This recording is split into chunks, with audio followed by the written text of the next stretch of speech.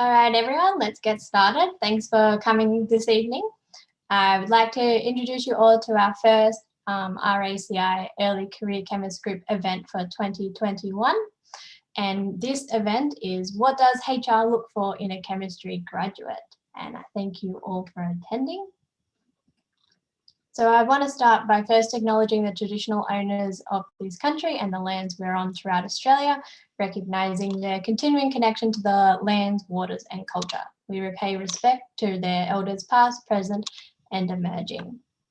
So we're going to start off just with a quick 2-minute rundown on the RACI and the Early Career Chemist Group before jumping into the webinar, which I know is the whole reason why you guys are here today.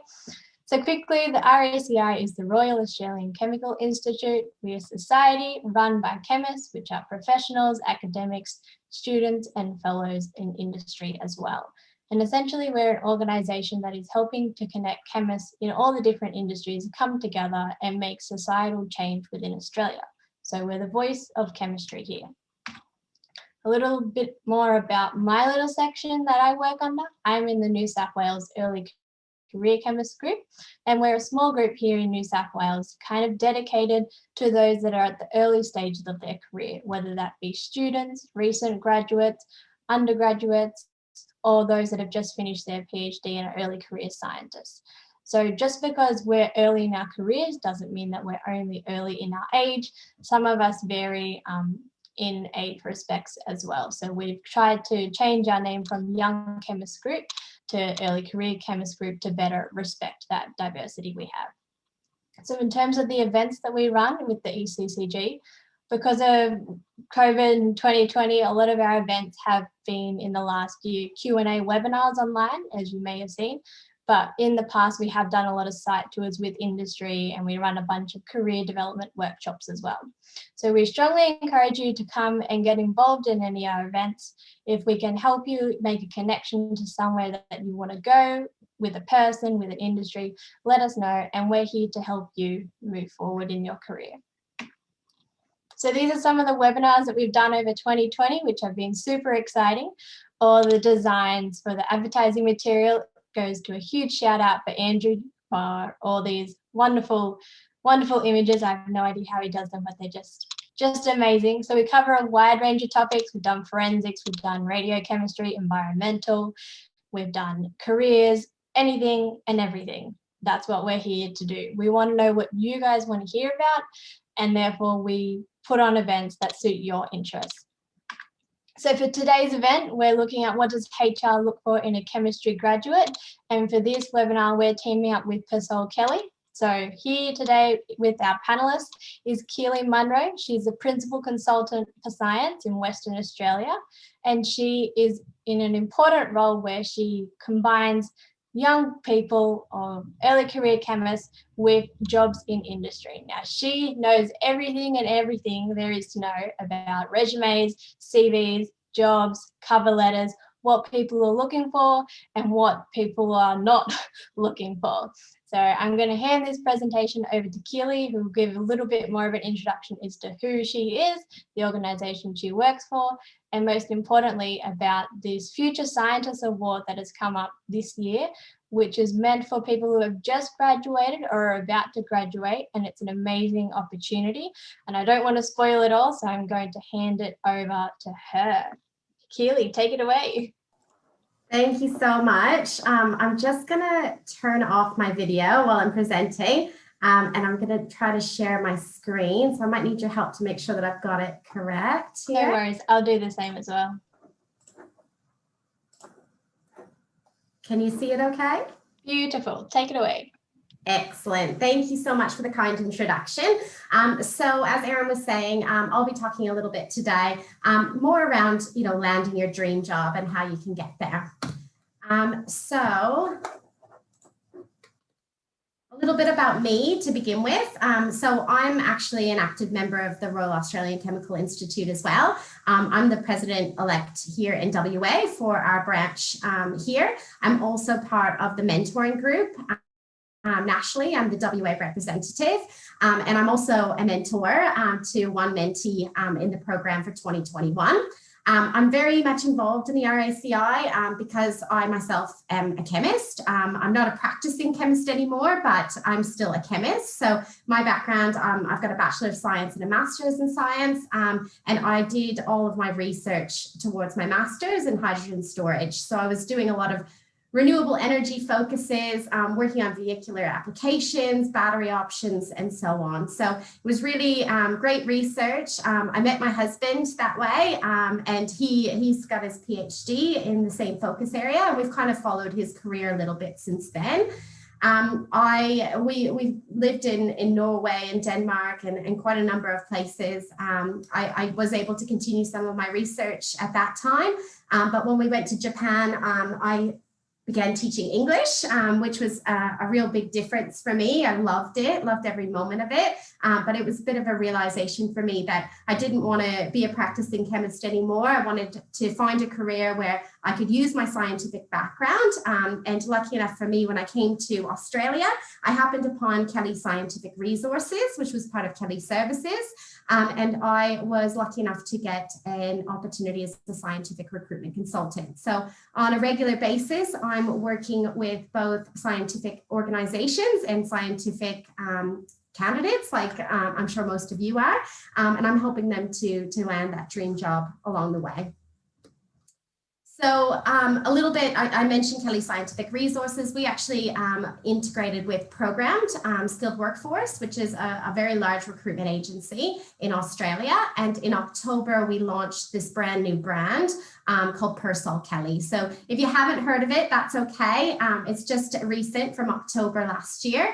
It's an exciting period of transition for us. And we've launched 5 key areas where we are setting ourselves up for specialization. So we've got a team of recruiters for professional services, for ICT, for government, for STEM, and management and executive staffing.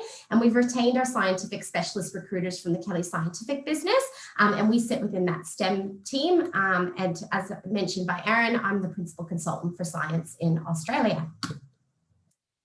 So just, I guess, a little bit about why you should or you could use a recruitment agency. So a lot of times it's a bit of a relationship link between you and a company. A lot of times, especially as an early career chemist, you don't necessarily have the opportunity to know some of the senior managers within these companies, but it's our job as recruitment consultants to have those connections available. And so we can put you top of the pile in a lot of instances so that the company gives you a look in. We also have access to a huge hidden market. We are very, I guess, rarely these days advertising all of our positions. A lot of them are, targeted searches that we're doing for our clients. Our clients don't necessarily, want the world to know that they're looking for people for their business. So they utilize our abilities, our databases to tap into the right people for them. So sometimes it's not all about, applying for a job. Sometimes it is just connecting with a recruitment agency that can help you to get into the right opportunity. We also do assist with interview skills and resumes, especially if we've partnered with you and are trying to help you into the workforce. We'll definitely give you a hand to improve on those areas. We also have an ability to discover key strengths in the people that we're working with. Oftentimes I could sell you better than you could sell yourself. I'm able to tap into some of the things that you may not even recognize are strengths that you have, and I'm able to share those with some of the clients that I'm working with. My favorite part of the job is I feel like a bit of a matchmaker. So I'm often just connecting the right people with businesses. It's a bit like in my personal life as well. I'm always trying to meddle in my friends' relationships. It's the same in the working world. I'm trying to do the same all the time. What's great for all of you is that it is a free service for you. We make our money from the companies that we work for and are providing them with people like yourselves. So luckily for you, it is a free service. And with recruitment agencies, we often are doing both temporary and permanent recruitment for our customers. So sometimes it's great, especially as an early career chemist, to gain some experience on some short-term assignments in that temporary aspect. And then you can get some broadened experience and really find out what you like and what you want to do in your career. So a few of the industries that we recruit for, food and beverage, chemical manufacturing, biotech, environmental, medical imaging and allied health. We do a lot in government. Mining, energy and resources is huge, especially with our integration with Programmed. We have most of the major mining companies covered within our remit. A lot of research and development, pharmaceuticals, engineering, and the sky's the limit, really. This is just more that are focused towards what might be of interest to you as chemists. So I guess the first step to landing your dream job is to make sure that you get your resume right, so that when you are putting this forward to a company, you've got the chance to progress and get the opportunity of interest to you. So what's the purpose? It is a personal selling tool. This is the very first impression that a company will have of you. So it's designed to give the company just enough information to make them want to interview you. And it's also, you want to make sure that it stands out from the crowd so that it does get a look over some of the others. And it's a really great opportunity for you to showcase your strengths and your achievements. So some of the things you definitely want to make sure that you include on your resume, and I cannot tell you how many times, the first one seems so obvious, how many times it has been missing one of those key pieces of information of your name, address, email, or phone number. The email and the phone number, so often people forget to put that on the resume, and we cannot contact you if we don't have at least one of those pieces of information. And like any employer, if it's too hard to get hold of somebody, you're just not going to take the effort to do so. So definitely make sure you've got those 4 pieces of key personal information so that you're easy to be contacted. The next one is one that I guess it's different there's different preferences out there. The objective can, or it's up to you whether or not you include one, but the most important thing is to make sure that it's relevant to the position that you've applied for. Again, this one is so important. A lot of people are using the same resume to apply for so many different jobs, and if you haven't tailored it to the specific role you've applied, the company's probably going to not look past that first little piece of, first paragraph, just because they'll feel a bit hurt, I suppose, that you haven't really tailored it to them. So yeah, it's just really important, if you do include it, that you tailor it to the role, but you don't need to include it if you don't want to.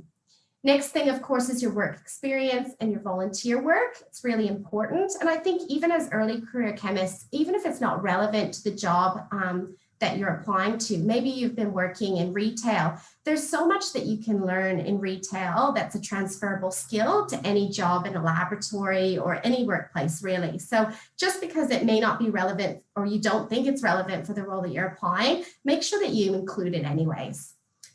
Education is important. The courses, the dates, the institute, and the country where you had that education, and other information like your awards and certifications, your training courses.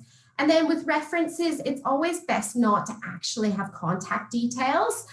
So best to write something like references are available upon request. This just keeps your referee's details confidential and private, and it doesn't, open them up to receiving unsolicited calls that, haven't been authorized. So just make sure that you are keeping that privacy there for your referees. But you want to really think about who you would include as your referees for any job that you apply. And you want them to be relevant and current, in the last 2 years for sure. And these can't be friends or family. They should really be somebody that's been able to oversee you in a work setting or in an education setting. So perhaps a university supervisor that was really working close with you, maybe through an honors or one of your courses. That would be a suitable reference as well. So I'm going to get into some do's and don'ts. You definitely want to use bullet points. This is really important because you want the information to stand out in a hurry. Probably not what you want to hear, but most resumes are screened within less than 3 seconds. And if we don't see the most important things we're looking for right off the get-go, we're probably going to move past that resume. So just make sure that everything is very clear and easy to see, and bullet points are really the best way to do that. You can use a design that stands out.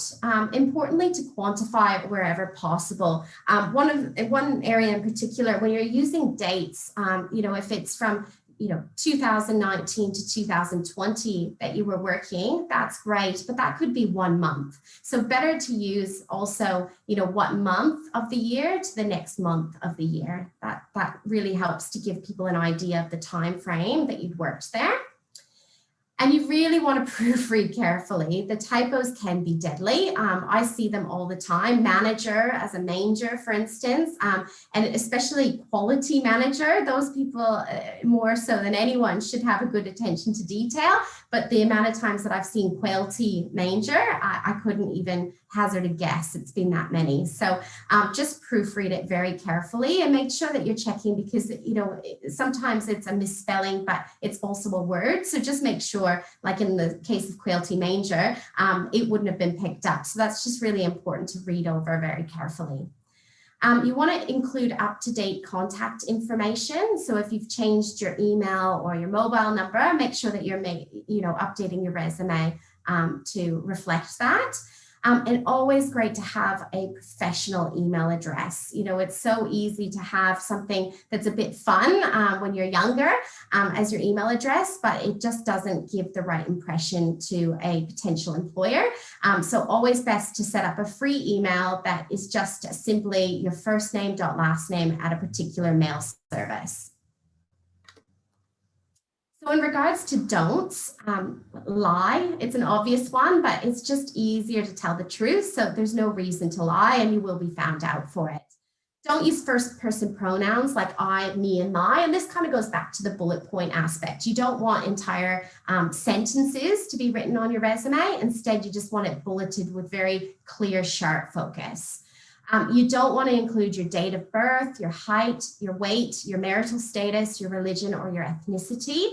While employers are not supposed to be, looking at these aspects, it's just easier if you don't include them, and then you can be sure that you haven't been discriminated against. You don't want to go beyond 4 pages. Really, it should be about 2 pages, 3 pages maximum. And again, as early career chemists, you probably don't have enough for a longer resume. So just keep it sharp and to the point. Elon Musk's resume is a good one to look at. If anybody's interested after that, have a look at his 1-pager. It's quite good. You also don't want to have time gaps on your resume. We've obviously come through the COVID times, but a lot of times early career chemists will have a traveling break in their resume. And it's just best to actually identify it as a travel period that you had. Maybe you went backpacking or you worked abroad. That is actually life experience that is really attractive to an employer anyways. And it also explains away any gaps that you might have, whereas if you didn't have anything there, it leaves it up for the employer to question and maybe not consider you given gaps in the resume. So you've had a great resume, you've been invited to an interview, which is fantastic. The first most important thing is to make sure that you prepare for the interview. So you want to do a lot of research on the company. So checking out their website, having a look at what they're doing, any products that they've manufactured or any research that they're doing. The next thing to really check out too is, are they in the news? Always do a Google search and check news articles for the name of the company, because that can give you a really good insight as to what is happening. And oftentimes they will question you on a particular product maybe that they've just launched, and that would be in a news bit. Or even if they don't mention it, it makes you look really good if you bring it up during that interview. Also important, the interview outfit. Now, this is something that oftentimes you might want to ask in advance about the setting. Oftentimes as chemists, we might be going into a laboratory setting for the interview, and it's best not to assume that it would be necessarily a formal interview. If you can't get the information, always go formally dressed for an interview. But in some cases, you might be required to wear some PPE to enter the site, or maybe wear some enclosed shoes or safety boots or some long high-vis sleeves as well. So just make sure that you ask the question in advance. If you can't get that information, just assume it's a formal interview and dress accordingly and have that outfit ready. Also really important to check the transport times. You know, if you're driving, how long is it going to take you? Where are you going to be able to park? And making sure that you're on time, which comes to the arrival aspect. You want to be punctual, but it's really important that you're not too early, just the same as it's important you're not late for an interview. You should never enter the office or the site where you're interviewing more than 10 minutes before your scheduled time. If you are early, maybe go to a coffee shop or sit and wait outside. Just because it is about a respect for the interviewer as well. They've scheduled a particular time for you for that interview. And if you've arrived too early for it, it can throw out their day as well, feeling that they might need to come and meet with you once you've arrived. So that's really important. Make eye contact when the interviewer comes out. And of course, handshake. I guess COVID has kind of changed things a little bit in that regard as well. In a lot of cases, we are still shaking hands, but just take it based on the situation. You know, if they reach out for a handshake, then, you know, definitely go ahead and do that, but just follow their lead. If they want to do a fist bump or an elbow bump, they'll kind of take the lead with that. So just follow that. The interview structure, there's lots of different styles. Sometimes it can be a one-on-one, sometimes it can be a panel interview. It can be online these days, or it could be over the phone or in person. So again, try to ask that question in advance when arranging the interview to find out, you know, what can you expect when you arrive and who will you be meeting with. Often a interview will be a mix of technical and behavioral questions. The behavioral questions are things that you can practice or prepare in advance and start thinking about some of your answers. So good idea to do that. You also want to make sure that you're answering concisely for all of their questions and then elaborating as and when you're prompted during the course of the interview. And it's important to really listen and build rapport. So I've got the behavioral questions there in a different color, just because I'm going to go into that very briefly. So one of the methods for behavioral techniques, you know, for a behavioral question is to think about a STAR response. So that's your situation, task, action, and result. This can also be known as CAR or SOAR. You may have heard of those acronyms as well. But they're all, you know, along the same kind of premise that, you know, it's a way for you to really give a very good answer to a behavioral style question. So behavioral technique is used by employers to evaluate a candidate's experiences and behaviors in order to determine their potential for success. So examples of some behavioral questions that could lend you to give a response as a STAR technique would be something like, have you ever noticed a process or task being performed unsafely? Or can you describe a difficult situation you've overcome in your life? So where these ones work is, you know, with the difficult situation, you start with the situation, but then you kind of step through with the interviewer as to how you handled that difficult situation. You know, what was the task at hand? What action did you take? And what was the overall result? The employer will be very impressed if you give them a full circle answer to these kinds of questions. So I've given some examples of some common interview questions here.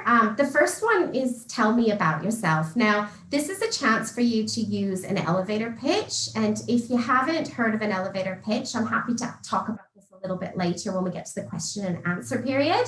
But this is really something that you should almost have rehearsed as your kind of standard answer of who you are for an employer. Why did you apply for this role? Why should we hire you? How do you align with our vision and values? That one in particular is becoming a very common question. Companies often have on their website around their vision and values, and this is a way for them to make sure that you've really done your research on their company. So please have a look at their website before you go for an interview, and think about, you know, if you're asked a question like this, how you would go about responding. What about your current role do you find most satisfying? what are your strengths, and where do you see yourself in 5 years? So you can go to the internet and have a look at some common interview questions and start thinking about what kind of answers that you might provide in an interview setting. What's important is that you do have an idea of what you would provide as an answer, but don't have it overly rehearsed. You wouldn't want it sounding like you're overly rehearsed, but good idea to think about some of the ways that you might respond to some of the common questions. So some common traps. Being too friendly with the interviewer. It is a very professional setting that you go into for an interview. So while you do want to build rapport, you also want to make it a very professional experience and interaction. Also, not listening to questions properly. And this comes down to nerves a lot of times. You know, if you're nervous, you start to hear the question, you're already thinking about the answer, but you're not taking in the entire question. And it can lead you to providing an answer to something that wasn't asked at all. So just make sure that you fully listen to the question. That being said, it's okay if there's a break after they've asked the question and you've provided a response. Just let the interviewer know that you're thinking about a response though, rather than just having a blank silence as you're thinking. Also not knowing the company properly, that comes down to the research aspect, the posture, mumbling or speaking slowly. These are all very negative things that you could be doing in an interview. You don't want to overgeneralize on your responses, and you certainly don't want to make derogatory remarks about past employers. So if you did leave on unsavory terms, perhaps with a previous employer, think about diplomatic ways to address that in an interview setting. You don't want to interrupt or fidget or chew gum during the interview. And you don't want to be late, first and foremost, but if you are going to be late, make sure that you do call ahead. Finishing questions, always have in mind some finishing questions. This is a way for you to show that you are really interested in the job, the company, and the interviewer. So some examples of some finishing questions that you could potentially ask. You know, what are the challenges I will face as a graduate in this role? Or do you have any concerns that would prevent me from moving on to the next stage?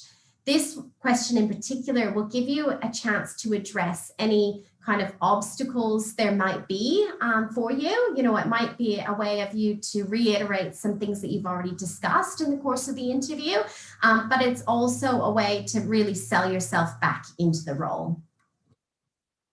So the 5 Ps are really important here. The prior preparation prevents poor performance. So yeah, practice and prepare in advance. So now just a little bit about, you know, ways that you can go about looking for these jobs in the market. I've given some suggestions here around some different job boards that you can use. Hopefully you've heard of most of these that I've listed. Perhaps Adzuna might be a new one for some of you, or the farmyweb.jobs. That one is a relatively new job board that's made its way into Australia. So those are all some really good job boards to look at when you are searching for a job. I've just given you a screenshot from our website for our job board.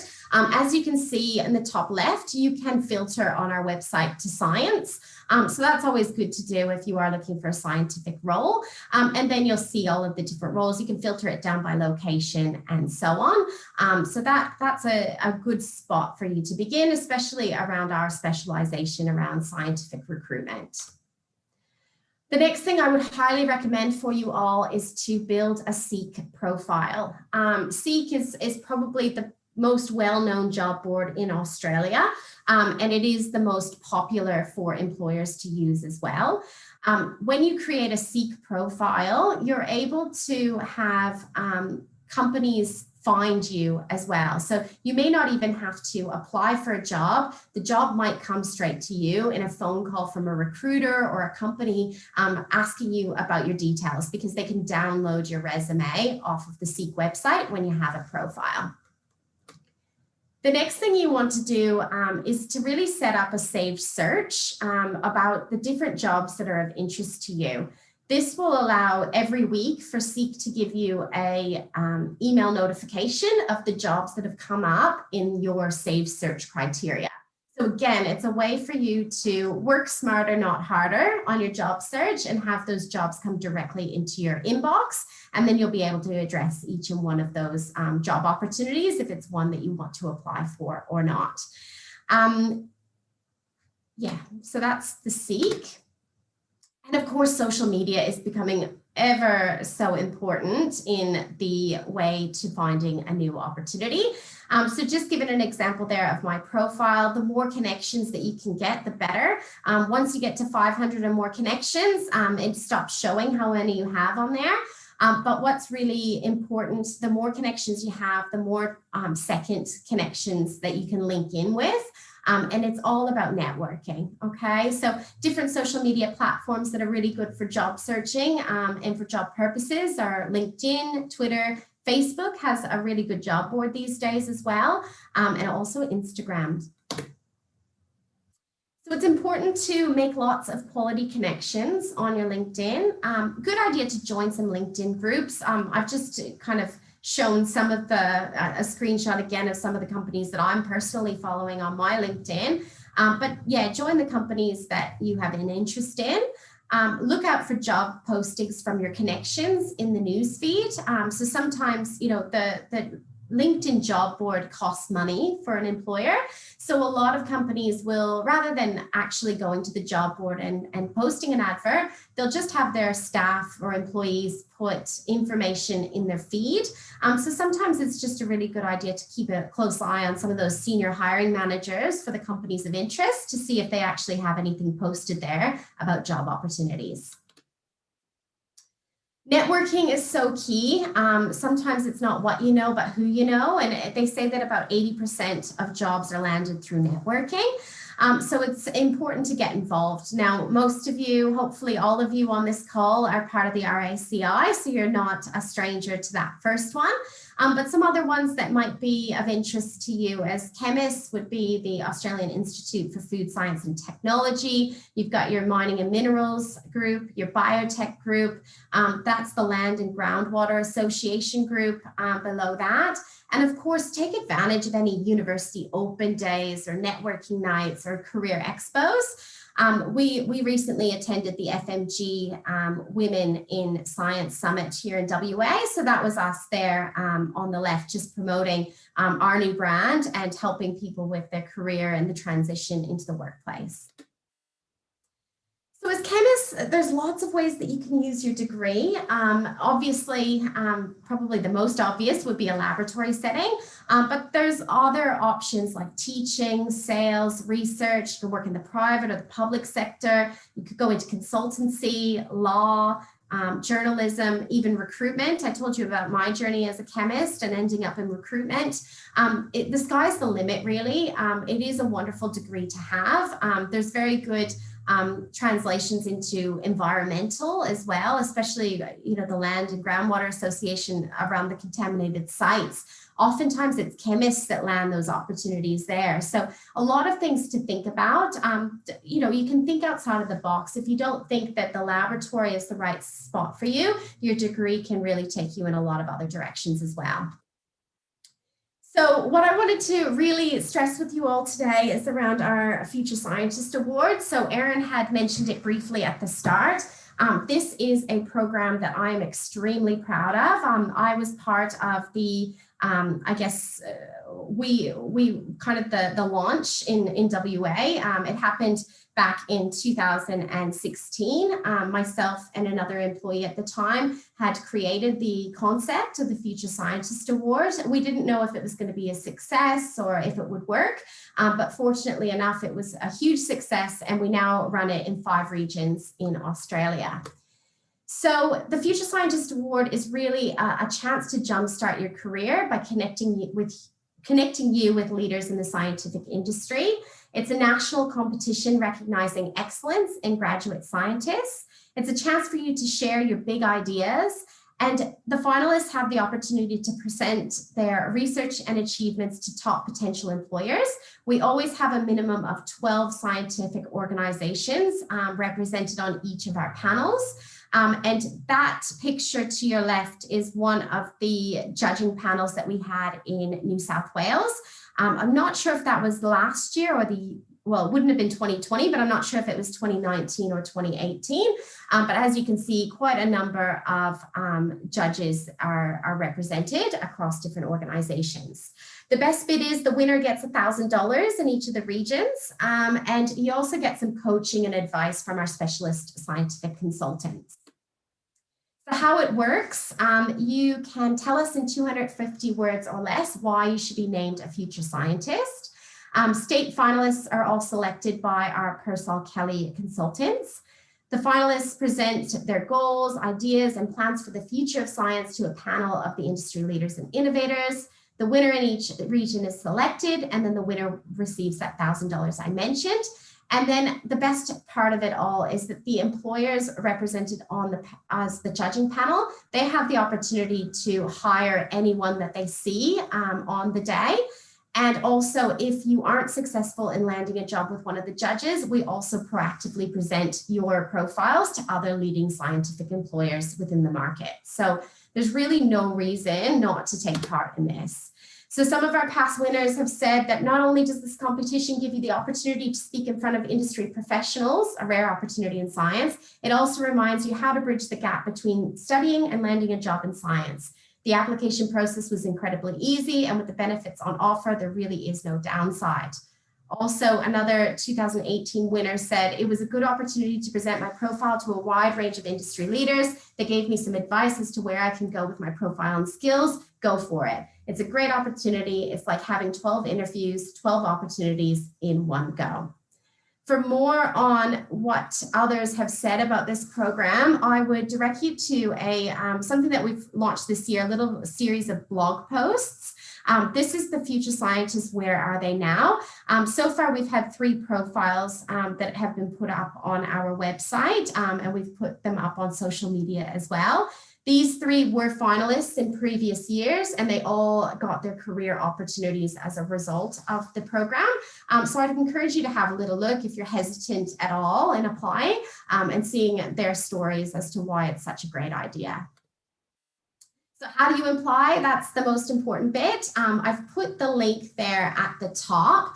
In case you can't remember it, you can get directed to the link from our PersolKelly website, but also if you just Google Future Scientist Award, you should be able to find it in a Google search. It may be listed as maybe not the most recent year, just because, you know, a search, we basically are a new company, PersolKelly. So some of the Kelly services links are a little bit higher up on the Google search. But if you click on any of them, it should redirect you to the new PersolKelly Future Scientist Award. And it should look a bit like the 2 images that I've shown on the screen there. And that's really all I had to share today, but I'm more than happy to answer any questions that anyone might have following that. Thanks. That was really awesome, Keelie. Thank you for giving us a bit of an insight into what your world is like in the recruitment side of things. Yeah. Something that I always think there's so much that goes on that side of the application process, but I've also never been involved in it. So it's good to get another perspective on it. So for everyone in the chat now, this is your opportunity to ask Keelie everything you've ever wanted to know about applying for a job. I'm going to start off with one question that came in a little bit earlier in that, which I thought was really interesting, and I've also had this predicament before.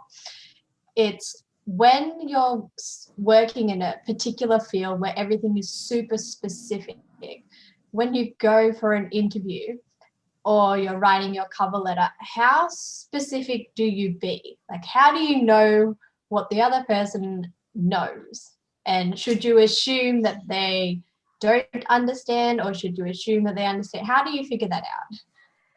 I think the best thing to do is to assume they know what you're talking about, because if they're the ones that are posting the job, you can have the assumption that they should at least know something about the role that they're recruiting, or, you know, if it's whether it's direct with the recruitment agency or direct with the employer.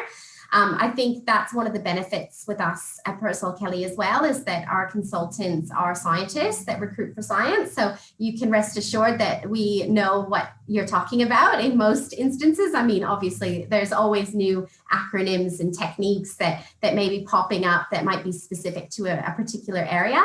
But I have a habit, if I see something new, I like to learn as well. So I'll Google it so that I can figure out what it is that is this new technique that I haven't heard of. But especially if it's been advertised in the job posting, if it specifies that you need to have experience in, let's say, PCT or XRD, right? Best to actually use the acronym or the way that they've listed it in the advert. The reason for that is if it is an internal HR professional that may not be a scientist themselves, they're just acting in that capacity for that company, they'll be looking for the keywords that the hiring manager has told them to be looking for. Okay, so if in the advert it specifies X-ray diffraction rather than XRD, make sure you actually write X-ray diffraction, because somebody that's screening without the knowledge, they'll be looking for those key points. Does that make sense? Yeah, no, that's a great response. If there was a job advert that had said XRD or X-ray diffraction written there, I would have just assumed that they knew what XRD was. But I guess you do really need to think about who's reading it on the other side, and whether you're going kind of through a recruitment agency or applying to the people in the role directly. I guess you would tailor your response differently. Yeah, 100%. The next question we've got in the chat, very broad one. What is an elevator pitch? Good. One of my favorites. So the elevator pitch is, when you step onto, in this country, do we say lift or elevator? Lift. Both. Okay.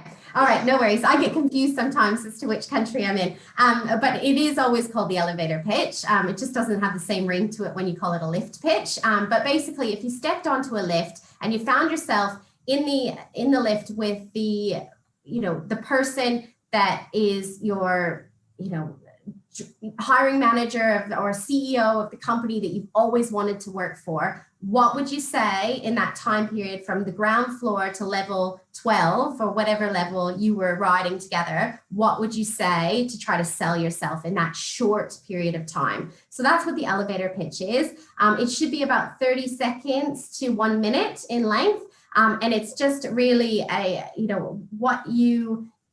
because this comes up all the time. You're at a networking event or you're in an interview and they'll ask you, tell me about yourself. You need to know firsthand what are the key points that you want to get across to the person on the other side of that conversation, so that you're really selling yourself. And it can be your journey, how you've gotten to this point, why, what you've specialized in. I kind of gave my elevator pitch right at the beginning of my presentation, where I had the slide with my picture on there.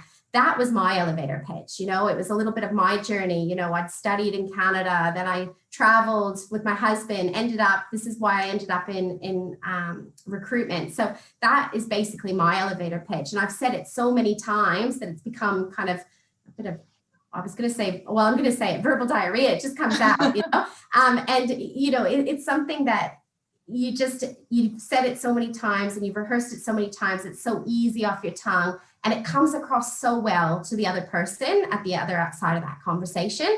So it's a really good idea to start thinking about that elevator pitch. Usually it starts with writing it out. What would you say in that situation? What's your 30 seconds to 1 minute about yourself? And then start to rehearse that. So it becomes second nature and it rolls off your tongue. Yeah, no, that sounds good. Just a little addition onto that. Would you recommend people put in their elevator pitch something that's not about their science or their work life in there? Just like a hobby or a... Definitely. Yeah. I mean, I kind of talk about my husband every time I do it. I have this habit of just mentioning it because sometimes it just seems a bit disconnected. So usually there's that extra bit of personal piece of information in there. I throw in the fact that my husband is PhD and then we've traveled the world, and, it adds to the story, and it becomes, you're more of a real person then, and somebody that somebody could relate to.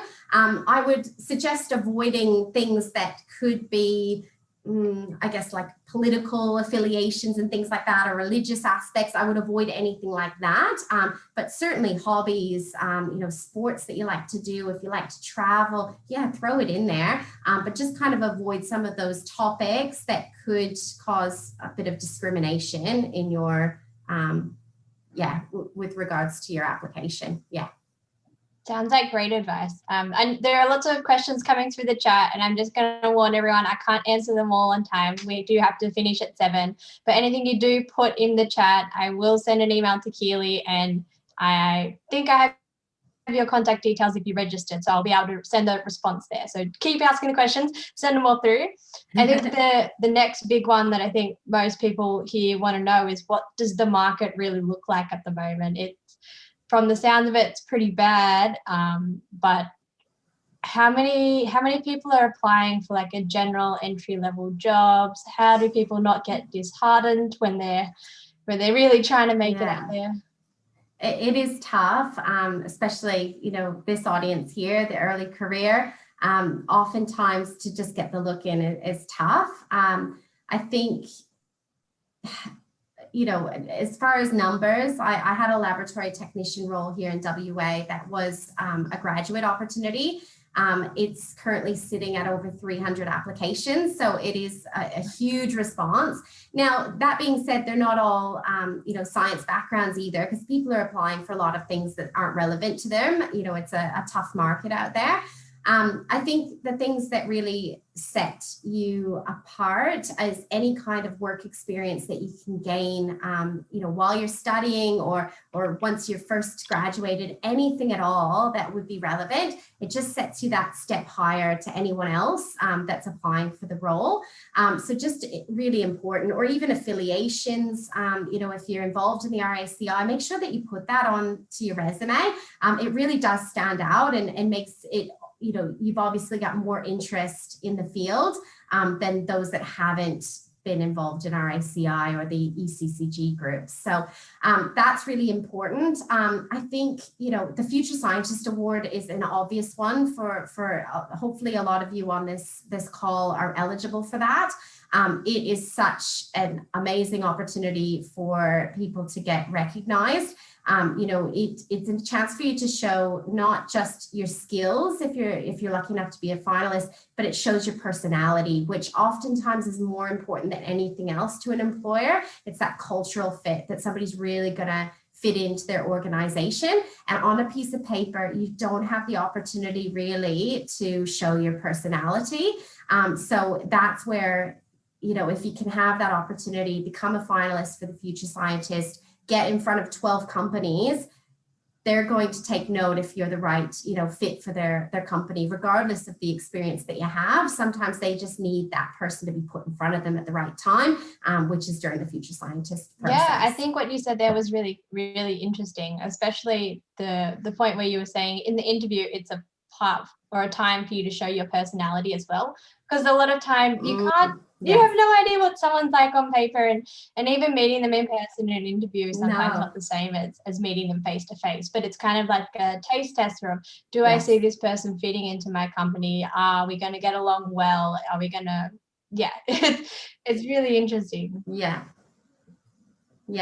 And also, I just want to add to, when we have 300 applications, I think more so than ever, it's so important you get in early for the applications. It is speed. A lot of times, if you can get in earlier than other applicants, you're going to get the earlier look in. And then, if the employer has already shortlisted, 5 great applicants in the first little while, that's really important. So please don't take note of closing dates. You don't want to be on the last day. You definitely want to apply really early, and because it can be an advantage just I think that's great advice. I am absolutely guilty of that. 100%. I see a deadline and I get it done just before the deadline. But like, as you said, if you know there's an opportunity out there and you have time, the earlier it is that you get in there, I guess the fresher the eyes are that are looking at your CV. So it works in your favor, definitely. 100%. I think the next big question that is coming through is the question of, do I do postgraduate studies or not, in terms of a job at the end of it? Is it easier to get a job with a PhD, without a PhD? Do people value PhDs? We kind of had a discussion around this before we made this event live, didn't we, Erin? So, you know, and I'll go back to what you said, which is really valid information. It really depends on the career path that you want to follow. If your career path will be academia or it will be research and development, and you know for sure that's what you want to do, then yes, go for some postgraduates. But if you want to work in industry and you know you want to work in industry, it's probably not going to do you any favors to do postgrad studies. Honors is really good. I would say probably if of any additional studies, that would be the one that I would encourage the most, because especially for entry-level roles, it gives you that step up over other applicants with just a BSc, and just in the fact that you've got some research project for your thesis that you would have been doing. And that's practical experience that is really attractive to an employer. But as far as masters and PhDs, Australia is really got a funny outlook on advanced degrees, especially in industry. It's very different in other parts of the world. In America or Europe, if you had a PhD, you'd probably be, put ahead of all the rest as far as the applications are concerned. But Australia tends to be a little bit backwards, and that it kind of puts you to the low end of the application pool, unfortunately. So if you don't want to pursue academia, or you don't want to pursue research and development, I would encourage you not to do that. Get some practical experience first. Erin was telling her kind of story earlier. Maybe you can share that now, Erin, because I think it's really great advice of what you could do. Yeah, my stories are, I guess, a little bit different to most people's stories. So I did 2 years on my undergraduate degree, and then I took a year off and I worked for a government lab for a year, which was an absolutely amazing experience. And I had such a ball of a time. I can't really explain it all. It was just amazing. And I came back to do 2 more years of university. And because I kind of had that experience of what it was like working in a lab, when I finished my honours degree, I had a nice smooth transition into the role that I'm currently in now, which I'm very, very thankful for. So I think the key message that I'm trying to convey is that university isn't the only path, and you don't have to do it in a linear fashion, and you can take it at your own pace as well. So I did a bit of study, went to work, bit of study, went to work again, and now I'm kind of going back to a little bit of study part-time. So it's your journey, it's your path, and I wouldn't try and benchmark it off anyone else's. Exactly, that's great. So we've got probably just a few minutes left before we're going to get booted off this Zoom webinar. So the last question I'm going to sneak in is, do you have any advice for someone who's just finished a PhD and wants to work in a laboratory or a manufacturing company? Good question. I would start looking and identifying the companies that you might like to work for, and going straight to them and explaining to them why you want to work for them. I think the application process will maybe not work in your favor for any roles, unless they're specifying that they're looking for somebody for research and development, or looking for somebody with a PhD. I think your best bet would be to reach out to them directly and speak to them about the reasons why you'd like to work for them. That can go a lot further than your application. Awesome. That's amazing advice. And I know quite a few people who are in that situation at the moment. So I just want to say to that person, you're not alone. It is a tough market out there. Just keep going and keep trying, and an opportunity will come up. It just sometimes takes a little bit longer than we're all kind of expecting. So with that, I want to end today's webinar. Thank you everyone for coming. Thank you, Keelie, for such an amazing presentation. There are so many little intricate details that I learned along the way. A few of them that I was like, oh, I wasn't sure about that. Like the putting the references on request. I was kind of iffy about that, because I'd been told by some people that they didn't like that, because then they had to contact you before they could contact someone else. But no, I think, as you said, it's really important to respect the privacy of your referees, and putting that kind of note down there lets your potential employer realize that you respect that, which is really important. So once again, I'd like to say thank you to everyone for attending the webinar.